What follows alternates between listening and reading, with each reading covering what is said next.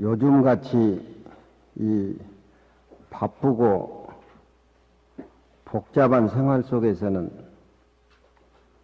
이 금강경 이치를 확실히 알고 살아야 자기 주인공대로 사는 것이지, 바쁜데 허덕이다 보면은 자기의 생명의 본질이 어디가 있는지도 모르고, 그러다 보면은 선과 악에 시달리고 시에 비에 시달리고 그렇게 세월을 보내는데, 요즘같이 바쁜 시대는 이 금강경의 이 공사상이 꼭 필요로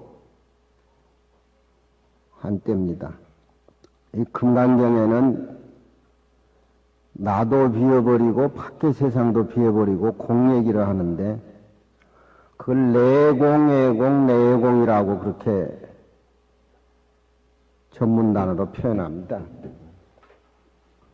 우리가 생명을 얘기할 적에 자기 몸뚱이 안에 들으면 이 마음이 생명인 것 같이 그렇게 생각하는데, 금강경에서는 그걸 공으로 인정을 해버립니다. 그래서 내 몸 안에 들어있는 이 생명이 이 나의 만이고 나의 생명이다, 이렇게 집착해버리면은 내 몸하고 내가 생각하는 어떤 고정관념에 사로잡혀가지고 원흉의 법계 이치를 볼 수가 없는 것이죠. 생명이라고 하는 것은 내 몸 안에 있는 것도 아니고, 그렇다고 해가지고 밖에만 있는 것도 아니고, 이 우주 공간에 충만되어 있는 것인데, 이 금강경에서는 내 몸 안에 들어있는 내 몸하고 내가 생각하는 이 의식구조를 비워버리고 공으로 돌려보내버리고, 밖에 보이는 눈앞의 현상은 어차피 없는 것으로부터서 쌓여서 모여진 것들이니까, 내 몸도 그렇고 백두산도 그렇고 한라산도 그렇고 수미산도 그렇고 이 세계도 그렇고 하나의 어떤 티끌로 이루어진 것들이기 때문에 분석을 해보면은 공으로 돌아간다.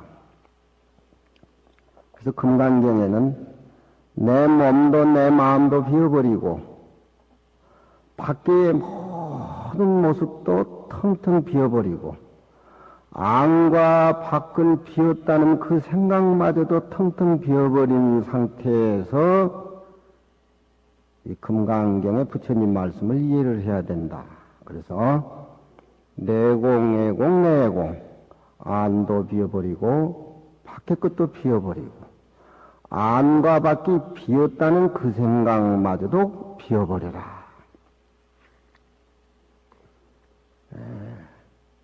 우리의 생명의 본질을 알면은 이 우주에 아주 맑은 기운만 원흉하게 모여지는 것이니까, 그것이 표본적으로 나타나는 것이 관세음보살이죠. 선의 집약이니까.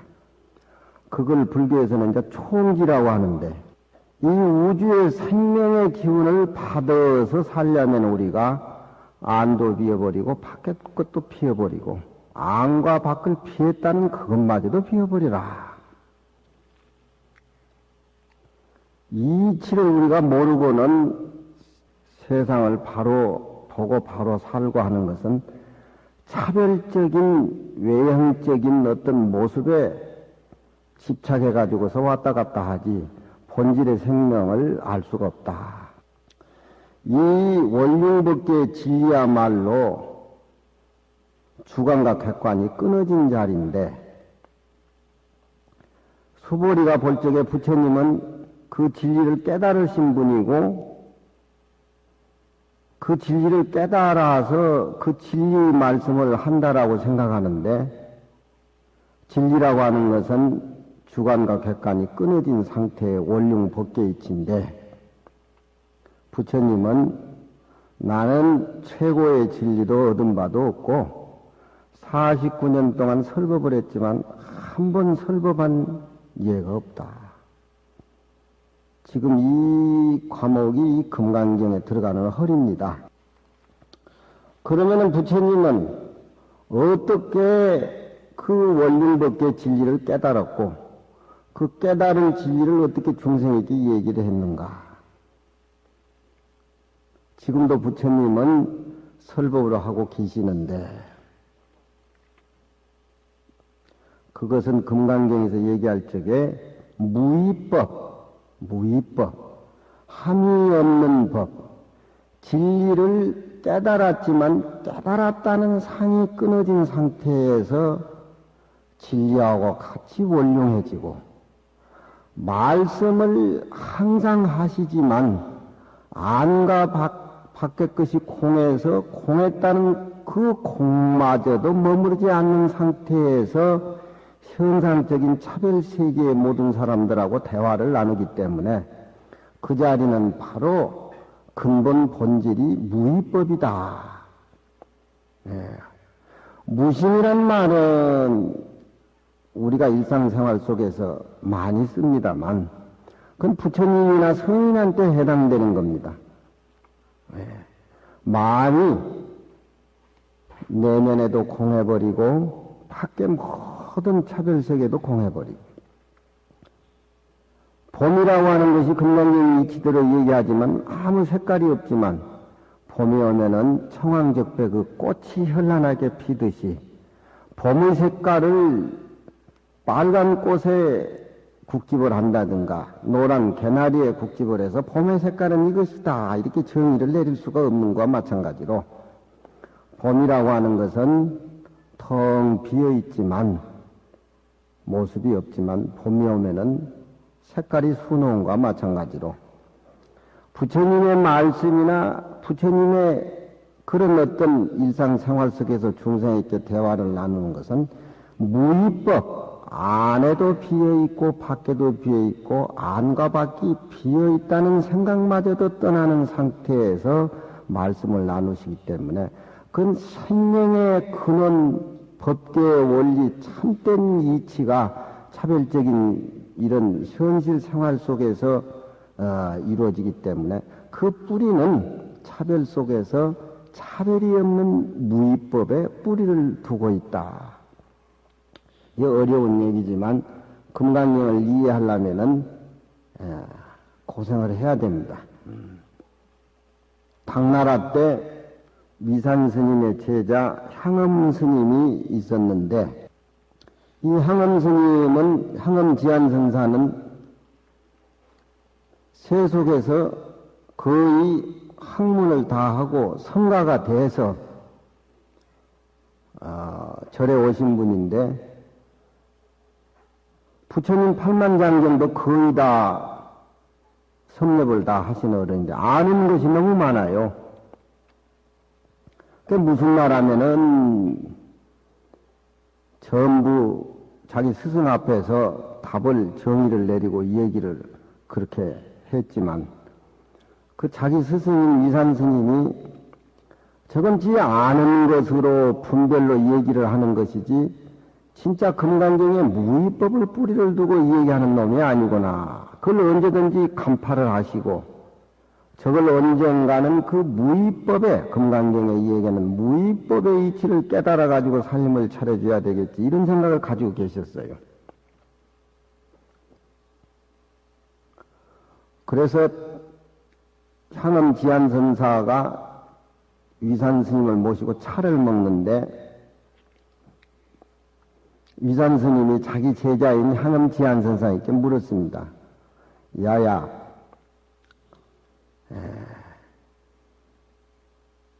도견이, 유견이, 불견이 그런 어떤 학문의 세계를 떠나서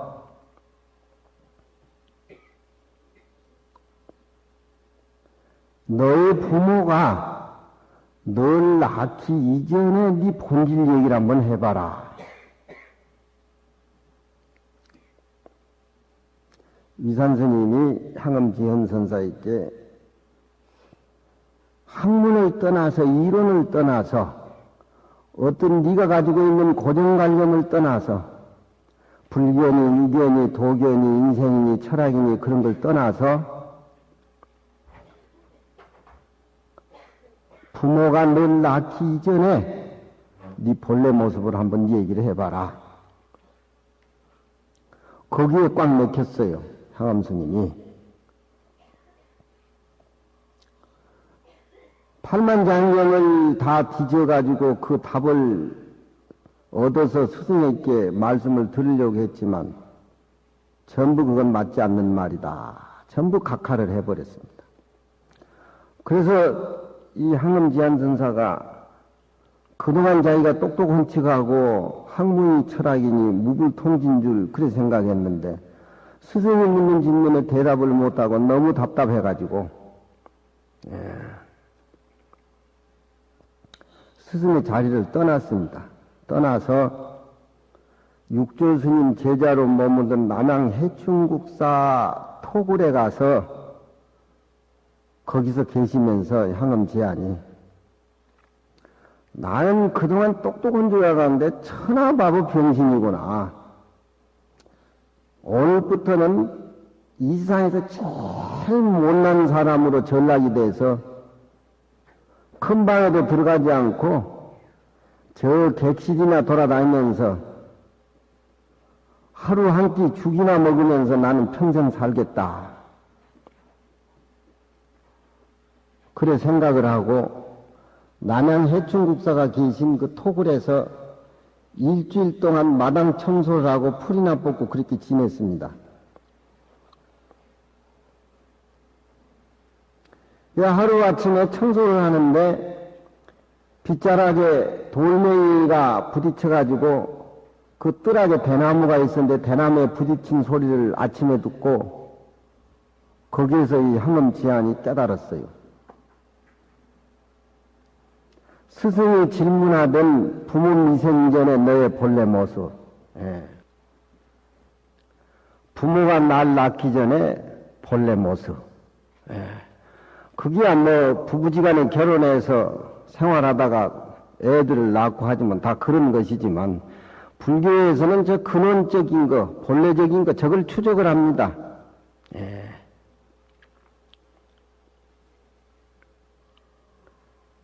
돌이 대나무에 부딪히는 소리가 딱 하는 대나무 소리에 자기 스승이 묻던 부모 미생전의 본래 면목이 뭐냐 그걸 깨달았어요. 우리는 돌멩이로 대나무를 20번, 1000번 때려도 아무 깨달음하고는 의미가 없습니다. 아무 의미가 없어요. 향암지연선사는 그동안 맥혀있던 것이 깨달았어요. 저렇게 깨달을 적에는 돌멩이가 뭐 세숫대야를 맞춰도 그만, 사람 무슨 발을 맞춰도 그만, 의미가 없는 것이죠. 너무너무 어떤 그 깨달음의 세계에 확 열린 것이 가슴에 닿은 그런 깨달음을 이 향암스님이었고 그 자리에서 엉엉 울었습니다. 그동안 불법을 공부하고 철학을 공부할 적에 전부 문자를 추적하고 어떤 철학적인 면에 여기에다 끄다 붙이고 저기에다 끄다 붙이고 집대성을 해가지고 동양 철학이니 노자니 도교니 유교니 불교니 전부 이해왔는데 그건 전부 남의 살림이었다는 거죠. 개응을 울면서 향을 꽂아놨고 자기 스승인 위산스님에게 절을 올려요. 부모 미생전 소식을 스님이 저한테 물었을 적에 제가 답을 못하고 스님 보고 그 가르쳐 달라고 했을 적에 부모 미생전 소식을 저한테 가르쳐 줬던들 그건 학문적으로 이론적으로 깨달았을 뿐이지 이렇게 모든 제법의 실상의 모습을 이렇게 깨달을 수는 없었을 것이다.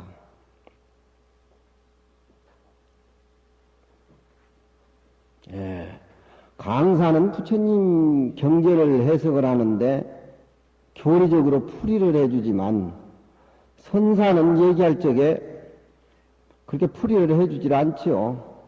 물에 빠져 있는 사람이 건져달라고 하면은 장대나 새끼를 던져가지고 기 나오게 하는 것이라 곤충으로 쏘아도 총을 쏘아요.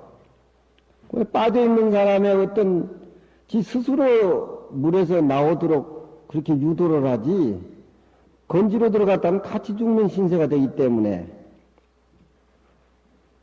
스승이 부모 미생전에 내 본래 모습을 설파를 해서 줬던들 오늘의 깨달음은 진정 없었을 것이다. 참으로 스님은 스승 중에서 대스승입니다. 뭐 어제 스승의 날이 어제 있었죠. 예. 어제 아닌가 스승의 날 아니에요? 어버이날이요? 난 그건 몰라. 언제고 항상 스승의 날이고 항상 어버이날이지.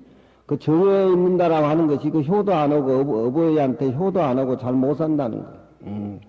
예. 365일이 효도고 365일이 스승의 날이지. 그게 정해져 있는 게 의미가 없는 거예요. 예. 불교 이치를 하면은 하루하루가 새로운 날이고 하루하루가 부모에게 효도하는 날이고 하루하루가 스승에 공경하는 날이고. 개의 항암지연산사가 울면서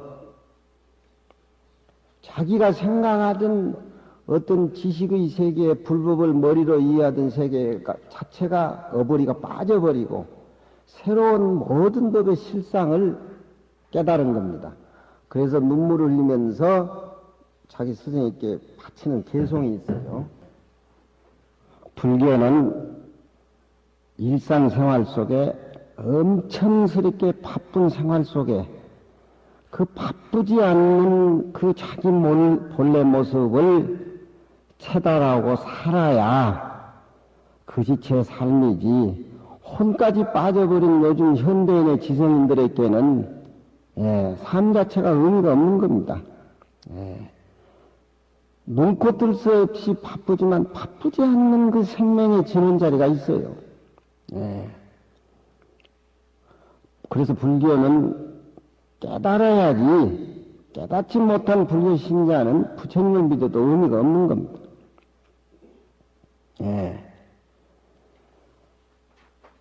부모가 날 낳기 이전에 내 본래 모습을 위상스님이 그것은 법계의 진리고 바로 그 자리가 성불의 자리고 바로 열반의 자리고 뭐 이런 식으로 이론적으로 가르쳐 줬더라면은 이 항암지안선사는 역시 어떤 지식은 이치하고는 아무 관계가 없는 겁니다. 아무 관계가 없는 것이에요. 허공을 잘라가지고 이것은 내 것이고 이건 네 것이다고 분간하는 거나 똑같은 것입니다. 그건 어리석은 일이죠.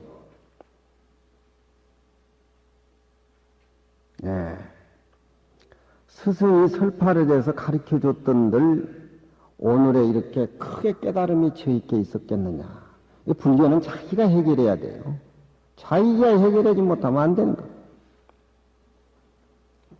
일격의 망소망이라 빗자루 끝에 돌멩이가 대나무에 부딪혀가지고 소리를 나는 그 순간, 일격이라고 하는 것은 청소를 하는 빗자루에 돌멩이가 부딪혀서 날아가서 뜰하게 대나무하고 부딪히는 소리입니다. 일격의 망소지하니 한 번 치는 대나무 소리의 망소지. 그동안 알았던 것들을 깡그리 다 잊어버렸어. 참선을 한다든가 경을 본다든가 하면은 어떤 저런 계기가 와야 돼요. 이 몸뚱이에 불해가지고 이 몸뚱이는 안에도 공하고 밖에도 공하고 눈앞에 나타나는 삼라만사가 다 공했다고 하는데 그 집착해가지고 살 거 없어요.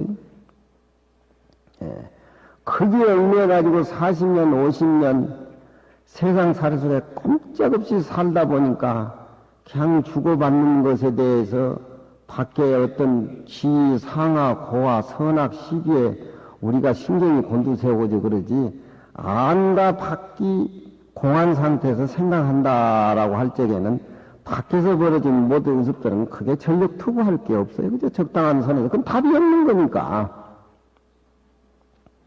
한 번 대나무 소리에 자기가 여태까지 가지고 있던 모든 것들을 잊어버렸어.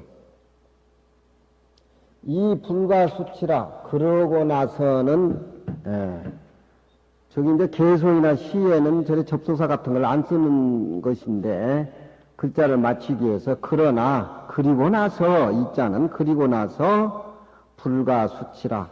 더 불법을 닦고 수행하고 할 필요가 없어져 버렸어. 예. 우리 마음속에 번뇌망상 탐지치가 부글부글 하는데, 그걸 따로이 어때 보내버리고 따로이 참마음이 밖에서 오는 것이 아니라, 탐하는 마음, 성내는 마음, 어리석은 마음, 일상생활에 부글부글 끓는 어떤 그런 탐진치, 그 생각 가라앉히고 나니까 바로 그 생각이 바로 깨달음에 버리더라. 그런 얘기. 예. 멀리서 구할 것이 아니라 자기가 내면에서 해결하는 거야. 운제청청 수제병이죠. 예. 구름은 하늘에 있고 물은 병에 있다. 그건 평상시 이치입니다. 예. 구름이 어디 병 속에 있겠습니까? 물이 어디 하늘에 있겠어요. 구름은 하늘에 있고 물은 병 속에 있다. 예. 불교의 선의 얘기라고 하는 것은, 선시라고 하는 것은 세상 사람들이 얘기하는 학문에 그런 소리 안 해요. 예. 일격의 망소지라. 그 소리에 여태까지 자기는 무슨 열반이다, 보리다, 안욕따라 삼약 삼보리다, 불경이다, 유교다, 도교다, 이런 잡다한 고정관념 학문에 꽉 잡혀 있었지만, 지금 그 소리에 모든 것을 다 잊어버렸다. 자기 몸뚱이도 잊어버리고 우주도 다 잊어버리고, 그래서 이 불가수치라 가히 닦고 다스릴 것이 없어졌다. 동룡의 양고로요. 전에는 지식에 아는 것에 불해가지고 꼼짝달싹 못했는데, 이후부터는 동룡이란 말은 자기 움직이는 일상생활입니다. 동룡의 양고로라 옛 길을 드날린다. 옛 길이라고 하는 것은 옛 길을 잊어버리고 현실에 우리가 얽매이다 보니까 자기 살림살이가 법계의 원흉한 진리에 개합이 못되고 시비 와중에 조각조각에 분석이 됐지만, 지금 이 소식을 깨닫고 나서 동이라 말은 움직일 동자고 용이라고 하는 것은 얼굴 용자니까 밖으로 표현되는 여러 가지 자기 그 일상적인 행주자화를 동룡이라 그러죠. 양고로 옛 길을 드날린다. 옛 길을 드날린다. 옛 길을 드날린다는 건 무슨 얘기입니까? 부모가 날 낳기 이전에 참된 진리 속에서, 그걸 진리라고 하면 이상하겠지만, 그 어떤 근원의 생명의 본질의 생명을 드날린다. 양고로. 불타 초연기라. 이러고 나서는, 초연기라고 하는 것은 못난 모습을 초연이라 그래요. 못난 모습이 뭐냐? 명예에 걸리고 돈에 걸리고 자기 생활에 걸리고 이것저것에 걸려가지고 꼼짝달싹 못하고 일상생활에 불에 사는 걸 초연기라 그래요. 못난 사람의 살림살이 초연기. 불타 초연기라. 초연기에 떨어지질 않아. 이제 당당하게 외회하게. 그렇지만 처처에 무정적이요 가는 곳마다 종족과 흔적이 없다. 마치 하늘이 구름 한 점 없고 밤하늘에 달이 이렇게 중천에 걸려 있다라고 하면은, 그 달이 천강이수 천강월, 강이 있는 데마다 다 비치지만 그 달 그림자 자체가 신고식 하고 강에 와서 비쳤다가 신고 끝내고 다시 하늘로 올라가는 게 아닙니다. 맑은 물만 있으면 달의 모습은 다 비치는 겁니다. 그와 마찬가지로 깨달음의 어떤 살림살이라고 하는 것은 맑은 거울에 어떤 물건이 비치면은, 물건이 가버리면은 물건이 비치지 않고 다시 맑은 거울 모습으로 되돌아오는 것 마찬가지로, 사람이 비친다고 해가지고 사람이 간다고 해가지고 뒤에 사람이 있어가지고 비치고 안 비치고 그런 게 아닙니다. 거울이라고 하는 건 맑은 거. 그 거울이 맑은 걸 우리 마음의 수양이 잘 돼 있는 성인의 마음 살림살이고 비유를 하죠. 불교에서는. 거울이 우리 마음은 아니에요. 불교는 항상 제가 얘기하지만 비유는 비유로 끝나야지. 허공이 내 마음인가 맑은 거울이 내 마음인가 이렇게 생각하면 안 돼요. 예. 처처의 무종적이라 가는 곳마다 종적이 없어. 종적이라고 하는 건 흔적이 없다는 겁니다. 예. 깨닫지 못한 사람은 가는 곳마다 냄새나는 또 오지 뭘 버저기씩 싸가지고 가지요. 앉으면 10이니까. 예. 앉으면 10이에요. 대구에서 비행기를 타고 서울에 올라오는데 경상도 특히 할머니들 60, 70 억지로 떠들어 제끼걸라. 그러니까 막 비행기 세관에서 막 떠든다고 세관 직원이 뭐라 그러니까 이 할머니들 신경질하니까 나도 당신 같은 아들들 다 있다고 갈세하지 마라 그러다 비행기 안에서도 그렇게 떠들어 제끼는 거예요. 예. 꼭 지켜야 되고 모습으로 봐서 거래가 있어야 되고 그쪽에서만 아들, 딸 키우면서 촌에서 그래 살았기 때문에 모처럼 비행기 한번 타고 뭐하고 하니까 눈으로 비치는 모습은 다 신기하니까 보는 쪽쪽 떠들어대는 거야. 예. 가는 곳마다 오물덩어리를 깨닫지 못한 사람은 남겨. 대통령 자리에 앉으면은 대통령 자리에 오물덩어리 앉혀놓고 국회의원 국회의원대로 앉혀놓으면 다르걸라. 예. 대통령 되기 전, 국회의원 되기 전에는 국민을 위해서, 국가를 위해서 그냥 일하겠다고 온전히 장사하는 사람한테 막 뽀뽀를 하고 아첨을 떨고 난리를 일으키지만, 일단 딱 되고 나면은 권력이란 세계가 그런지 모르지만, 안과 밖과 안내 밖에 확실히 비어고 공이라는 생각하지만 그런 것은 안 할 겁니다. 정치를 해도 부처님의 진리를 깨닫고 자기 마음의 세계를 알아야 돼요, 결을. 그 생명의 살림살이가 결이 아니거든요. 잘 사는 게 아니지만 잘 사는 게 아니에요. 그것도 모습에 집착해가지고 나중에 나올 적에는 또 오물을 한 바가지씩 짊어지고 또 나와. 깨닫고 나니까 처처의 무종적이야. 안과 밖이 공한 상태에서 무슨 모습이 내 모습이 있겠냐 이 말이야. 예. 무슨 모습이 내 모습이 있겠냐.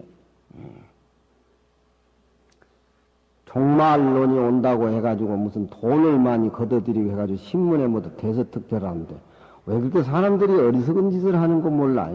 그 돈 있으면 부함사 좀 갖다 줬으면 좋겠어. 이 깨달은 분상에서 보니까 처처의 무종적이야. 내 모습에 사로잡혀 살았지만 그것도 비있고 안과 밖에 세계 삼라만상이 다 비있어. 예. 본질을 보니까 부모 미생전에 내 본래 모습을 보니까 그 본래의 모습으로 살림살이를 살면서 차별의 세계에 대응한 것이 무위법으로 이유차별이라 금강경이 얘기입니다. 그게. 예. 금강경이 얘기예요. 예. 비지 못한 자기 모습을 보지 못하면 세상살이 산 건 그냥 사는 것이에요. 처처의 무정적이여 내 종적을 살필 수가 없어. 예. 깨달은 도인의 세계는 귀신이나 모두 영적인 세계에 내담망에 잡히지를 않는다 그러죠. 큰 모습의 삶을 살기 때문에 다 잡히는 것이지. 성색이 만위라. 깨닫고 보니까 성색이라고 하는 것은 소리 성자고 색은 빛성자니까 귀로 소리를 듣고 눈으로 색깔을 보는데 깨닫지 못한 사람은 성색 살림살이에 걸려서 살지요. 그것이 행복의 조건인데요. 귀로 좋은 소리 들어야 되고, 눈으로 좋은 거 봐서 좋은 걸 보기 위해서 항상 그거 위해서 다 돈 벌고 고생하고 다 그런 거 아닙니까?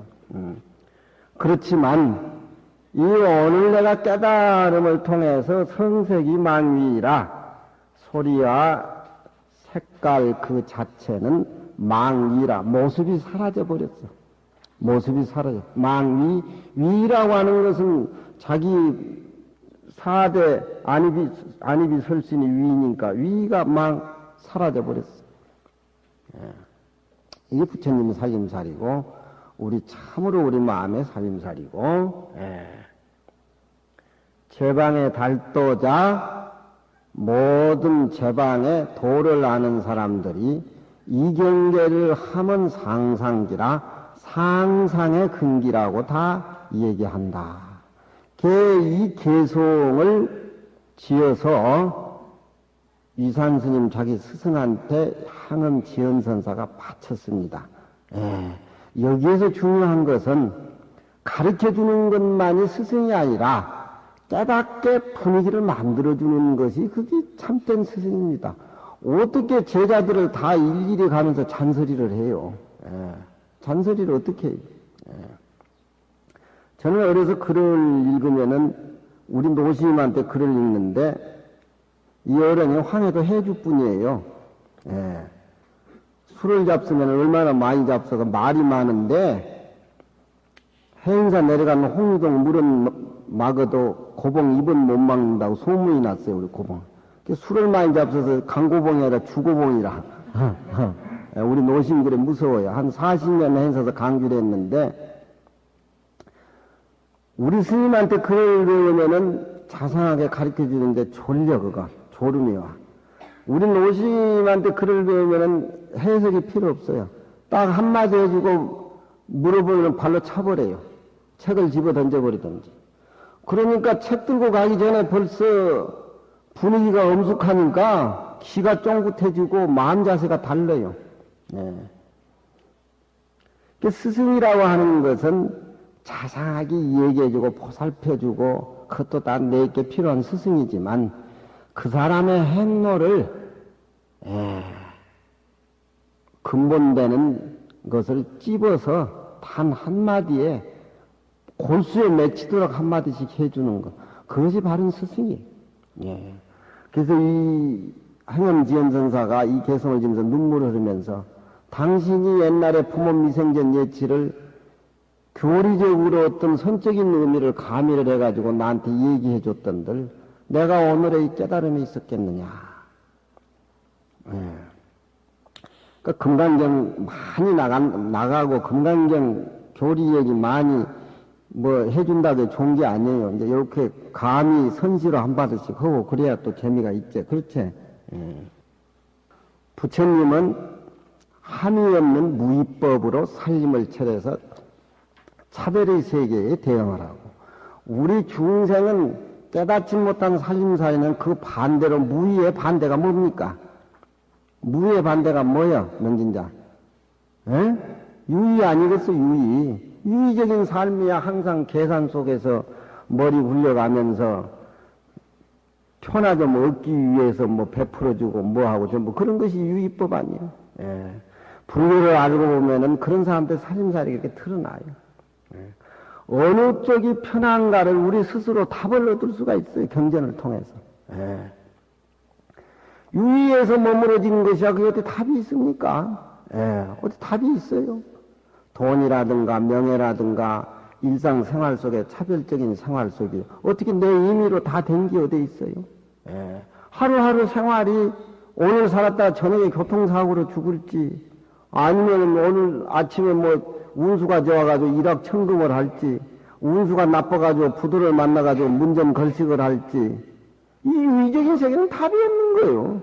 이 이상 사람들은 유의적인 살림살이에 온통 몸을 전체 투자를 해가지고 그렇게 생활을 하니까 병이 오고 더러운 찌꺼기가 쌓이고 자기 마음을 그렇게 갖게 사니까 주위의 모든 사람들이 다 탁해지고.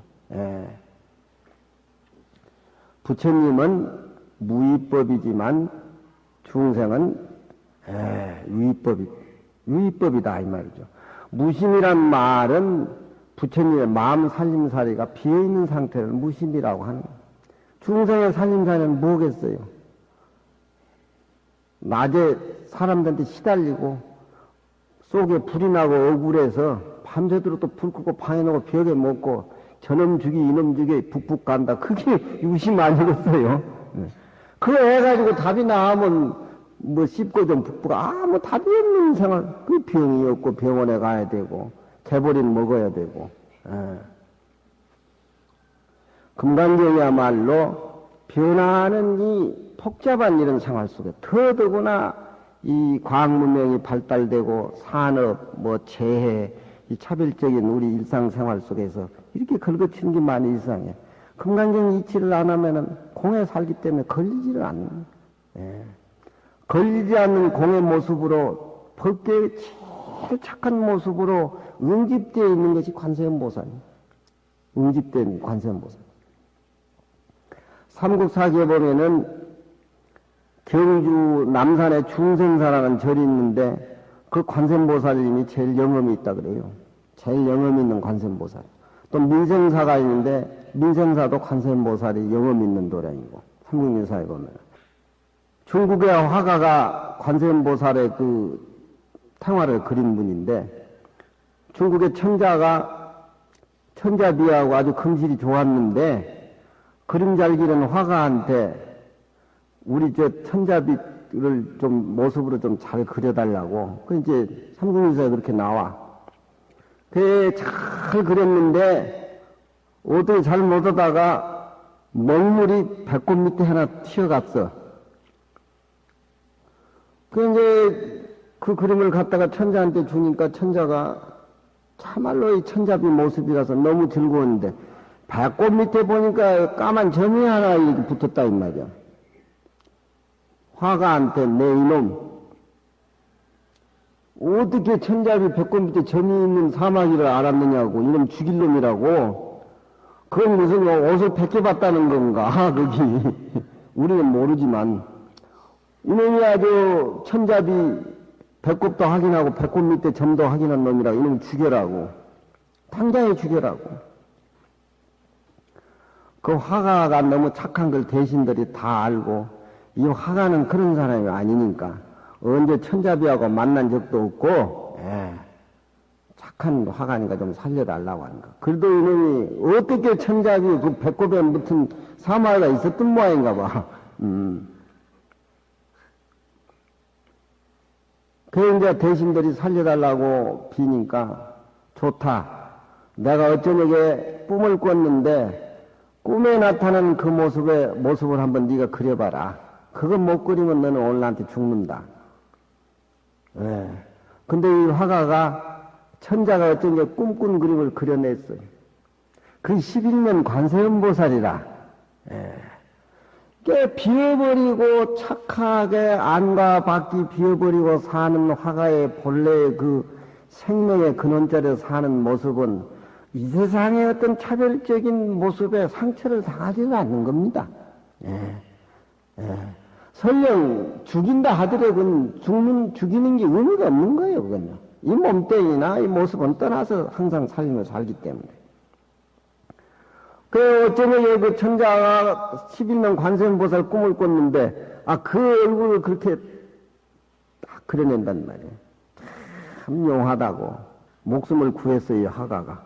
그래도 미심쩍어가지고 신라로 도망을 와서 경주에서 중생사에 11년 관세음보살을 그렸는데 그 관세음보살이 삼국유사에 보면은 이련이 같은 3년 제일 영험 있는 관세음보살이다.